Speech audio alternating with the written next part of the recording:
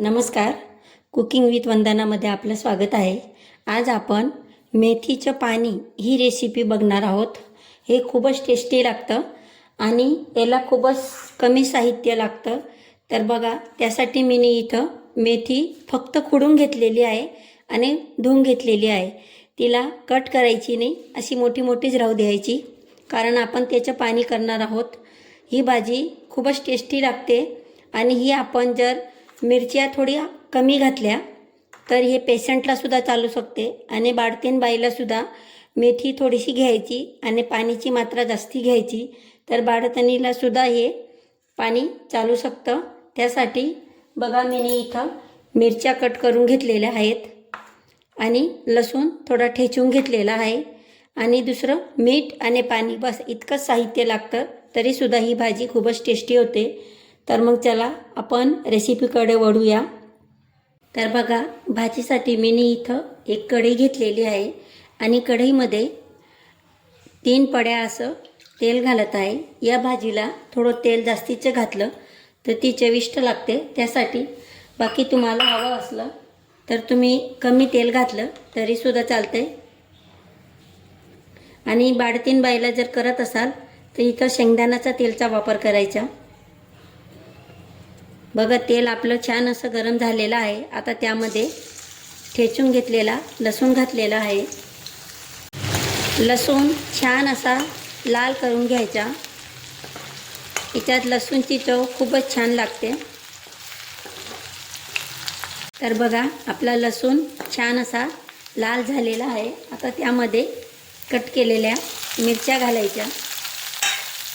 मिरच्यासुद्धा तेलात छान अशा खरपूस परतून घ्यायच्या. त्यानंतर त्यामध्ये आपण धुवून ठेवलेली मेथी घालायची.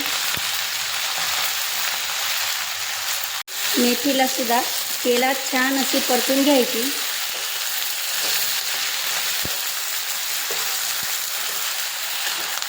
तर बघा, आपली भाजी कढई भरून दिसत होती, पण तेलात परतवताना ती एकदम कमी झालेली आहे ही भाजी.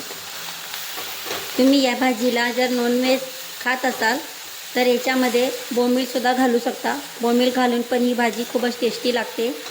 ज्या वेळेस तुम्ही हिरवे मिरचीचे तुकडे घातलेले होते त्याच वेळेस बोंबील घालायचे आणि मिरच्यांच्या सोबत बोंबीलसुद्धा छान असे कडक असे परतून घ्यायचे. नंतर मेथीची भाजी घालायची. तरीसुद्धा आपली भाजीला खूप छान अशी चव येते. तुम्ही नक्की त्याप्रमाणे सुद्धा भाजी करून बघा आणि जर केल्यावर तुम्हाला आवडली तर मला कमेंटमध्ये नक्की कळवा की तुम्हाला ती रेसिपी कशी वाटली आणि ही सुद्धा कशी वाटली. आता त्यामध्ये आपण चवीप्रमाणे मीठ घालूया.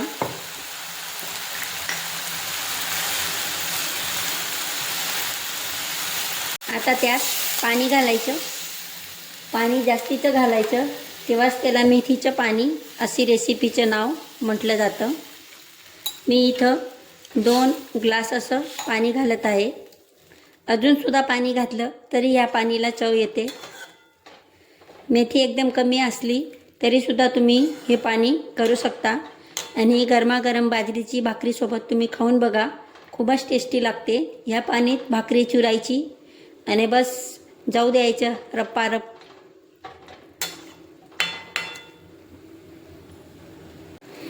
आता तिला ह्या पाणीमध्ये एकदम सॉफ्ट होईपर्यंत शिजवून घ्यायची. तिला एकदम मुलायम शिजवायची, जे करून तिचं सर्व टेस्ट पाणीत येतं. तर मग कशी वाटली ही रेसिपी कमेंटमध्ये नक्की कळवा आणि जर आवडली असेल तर चॅनलला सबस्क्राईब करा आणि तुमच्या फ्रेंड सर्कलमध्ये रेसिपीला शेअर करा. ही खानदेशमध्ये आवर्जून बनणारी भाजी आहे. या सीजनमध्ये खानदेशच्या प्रत्येक घरामध्ये या पद्धतीची भाजी होत असते. तर बघा, आपलं पाणी किती छान असं उकळत आहे आणि आता आपली भाजी सॉफ्ट अशी शिजलेली पण आहे.